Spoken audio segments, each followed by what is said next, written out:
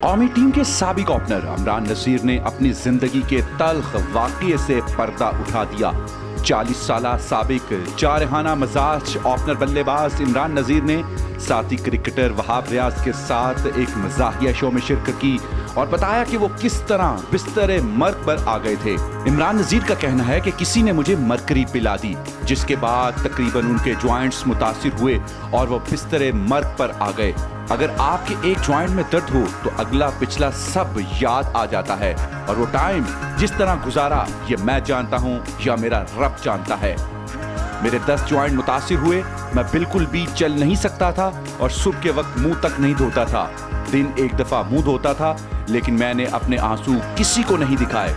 सिर्फ एक टाइम पर बाथरूम में रोता था और अल्लाह से दुआ करता था कि कितनी सजा और रह गई है। शाहिद अफरीदी और अब्दुल रज़ाक ने मदद की। इमरान नज़ीर ने कहा कि इस वक्त मेरी अहलिया ने मेरा साथ दिया और बहुत देखभाल की। उन्होंने कहा कि बीमार बिस्तर पर पड़ा था, लेकिन सवाए 2 साथी क्रिकेटर्स के किसी ने पलटकर पूछा तक नहीं। शाहिद अफरीदी और अब्दुल रज़ाक ने मेरी बहुत मदद की, जिस पर मैं उनका शुक्रगुजार हूँ।